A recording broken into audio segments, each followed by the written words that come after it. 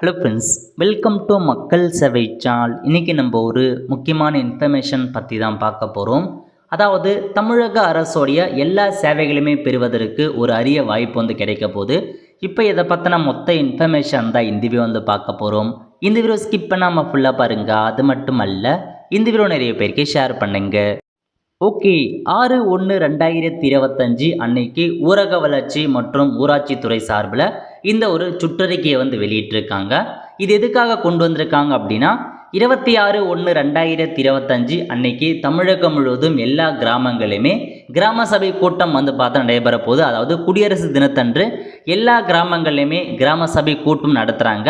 இதில் முக்கியமான இன்ஃபர்மேஷன் என்ன, இதுக்கு முன்னாடி வரைக்கும் நடந்த எல்லா கிராம சபையிலுமே உங்கள் பார்த்தா ஊர் தலைவர் கிளர்க் எல்லாமே இருந்திருப்பாங்க. பட் இந்த தடவை ஊர் தலைவருக்கான பதவிக்காலம் முடிவடைஞ்சிச்சு. அதன் காரணமாக சம்பந்தப்பட்ட அரசு அதிகாரிகள் அவங்க தான் உங்களுக்கான கிராம சபை நடத்துவாங்க.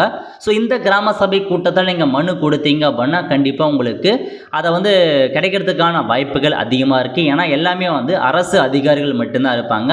அரசியல் தலைவர்கள் இருப்பது கொஞ்சம் கம்மியாக தான் இருக்கும். முழுக்க முழுக்க அரசு அதிகாரிகள் தான் இருப்பாங்க. ஏன்னா உங்களுக்கு அந்த கிராம ஊராட்சி தலைவர் உங்களுடைய கிளர்க்குக்கான பதவிக்காலம் முடிவந்துச்சு. அதை தொடர்ந்து இப்போ பிடிஓ தான் பார்த்தா கண்ட்ரோலில் எடுத்திருக்காங்க மொத்த கிராம ஊராட்சிகளுமே. ஸோ அவங்க எல்லாருமே தான் உங்களுக்கு இந்த கிராம சபை கூட்டம் நடத்துவாங்க. ஸோ அதில் ஏதாச்சும் உங்களுக்கு தேவைப்படுது, ஏதாச்சும் சேவைகள் தேவைப்படும், தாராளமாக நீங்கள் மனு கொடுத்தீங்க அப்படின்னா விரைவாக அதுக்கான தீர்வு காணுவாங்க. ஸோ சென்னை தவிர்த்து மீதி இருக்க எல்லா டிஸ்ட்ரிக்டில் உள்ள கிராமத்திலையுமே கிராம சபை கூட்டம் கண்டிப்பாக நடத்துகிறாங்க. 26/1/2025 காலைல 11 மணிக்கு பார்த்தா கிராம சபை கூட்டம் நடைபெற போகுது. கிராம சபை கூட்டத்தை பொறுத்த வரைக்கும் அந்த பஞ்சாயத்து ஆஃபீஸ் நடைபெறும், அல்லது பொதுமக்களாக ஏதாச்சும் காமன் பிளேஸ் நடத்தும் அப்படின்றத சொல்லியிருக்காங்க. இதுக்காக ஒவ்வொரு கிராமத்துக்குமே 5000 ரூபாய் கிட்ட நிதி ஒதுக்கீடு செய்கிறாங்க. இப்போ இந்த கிராம சபை கூட்டத்தில் என்னமான இன்ஃபர்மேஷன் சொல்லுவாங்க, நீங்கள் என்னமான இன்ஃபர்மேஷன் கேட்கலாம், அதை பற்றி நம்ம பார்க்கலாம். ஓகே, அப்படியே கீழே வந்தீங்க அப்படின்னா இன்ஃபர்மேஷன் ஃபஸ்ட்டு என்ன சொல்லியிருக்காங்க அப்படின்னா, கிராம ஊராட்சி நிர்வாகம் மற்றும் பொது நிதி செலனம் குறித்து விவாதித்தல். அதாவது 1/4/2024 31/12/2024 முடிய உள்ள காலத்தில் கிராம ஊராட்சியின் பொது நிதியிலிருந்து மேற்கொண்ட செலவின அறிக்கை, அதாவது இந்த வருஷம் ஃபுல்லாகவே என்னமான உங்கள் ஊருக்கு செலவு பண்ணியிருக்காங்க அப்படின்றதுக்கான குறித்து விவாதம் பண்ணாங்க. அது எல்லாமே எடுத்து சொல்லுவாங்க. ஊர் மக்களுக்கு எந்த திட்டத்துக்கு செலவழிச்சிருக்காங்க, பணியின் பெயர் என்ன, எவ்வளோ செலவு பண்ணியிருக்காங்க, அந்த பணி இப்போதைக்கு எந்த நிலைமை இருக்குது, ஸோ முடிஞ்சிச்சா போயிட்டுருக்கா, அதெல்லாமே சம்மந்தப்பட்ட அந்த நபர் எக்ஸ்பிளைன் பண்ணுவார். உங்கள் ஊரில் எவ்வளோ செலவு பண்ணியிருக்காங்க, எதுக்காக செலவு பண்ணியிருக்காங்க எல்லாமே நீங்கள் தெரிஞ்சுக்கலாம். ஓகே, அதுக்கப்புறம் கிராம ஊராட்சியின் தணிக்கை அறிக்கை. கிராம ஊராட்சியின் கடந்த ஆண்டிற்கான தணிக்கை அறிக்கையை கிராம சபையின் பார்வைக்கு ஒப்புதல் வைத்து பெறுதல் அப்படின்றத சொல்லியிருக்காங்க. தணிக்கை அறிக்கையை பற்றி ஒப்புதல் கொடுப்பாங்க. நெக்ஸ்ட்டு கொசுக்கள் மூலம் பரவும் டெங்கு காய்ச்சல் தடுப்பு நடவடிக்கை குறித்து விவாதம் பண்ணுவாங்க. ஸோ எந்த அளவுக்கு நீங்கள் அந்த கொசுக்கள்லாம் பரவாமல் இருக்கும், அதுக்கு எந்த மேற்கொண்டு என்ன நடவடிக்கை எடுத்திருக்காங்க, அதிலையுமே உங்களுக்கு எக்ஸ்பிளைன் பண்ணுவாங்க. அடுத்த கட்டமாக மக்கள் திட்டமிடல் இயக்கம் இருக்கு பாருங்க. இதன் மூலம் 2025-26 நிதியாண்டிற்கான கிராம வளர்ச்சி திட்டத்துக்கு ஒப்புதல் பெறுதல். அதாவது 15வது மத்திய நிதி மானிய குழுவினால் கிராம ஊராட்சிகளுக்கு வழங்கப்படும் மானிய நிதி கிராம ஊராட்சி வளர்ச்சி திட்டத்தின் அடிப்படையில் பயன்படுத்த வேண்டும்.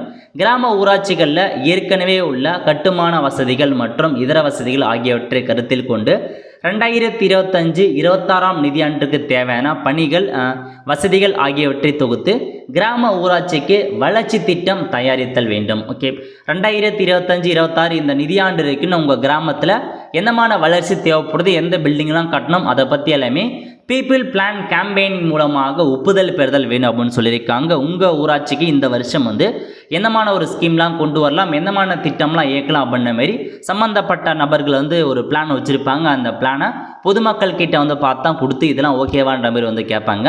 ஸோ கிராம வளர்ச்சி திட்டத்தின் பின்வரும் திட்டங்கள் ஒருங்கிணைந்து முழுமையான செயல் திட்டமாக தயாரிக்கப்பட வேண்டும்.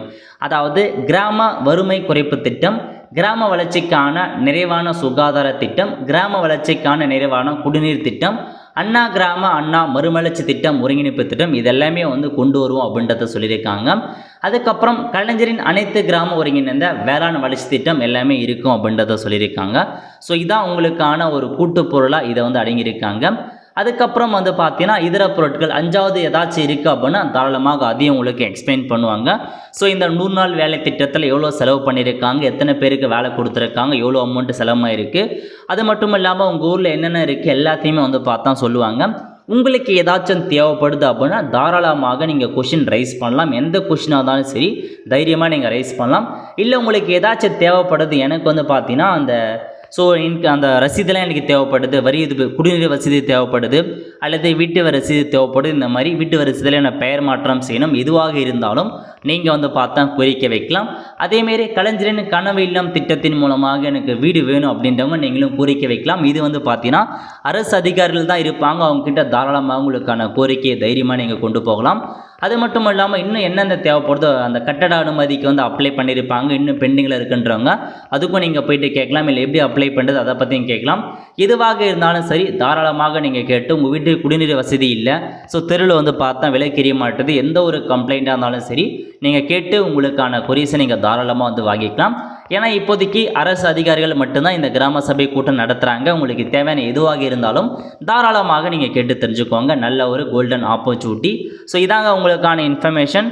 வாய்ப்பை பயன்படுத்தி கிராம சபை கூட்டத்தில் கலந்துக்கிட்டு தேவையான இன்ஃபர்மேஷனை பெற பாருங்கள். ஆல் த ஃப்ரெண்ட்ஸ், கண்டிப்பாக இந்த வீடியோ பிடிச்சா லைக் பண்ணுங்கள். அது மட்டும் அல்ல, இந்த வீடியோ நிறைய பேருக்கு ஷேர் பண்ணுங்கள். அடுத்த ஒரு நிலையில் சந்திப்போம். நன்றி, வணக்கம்.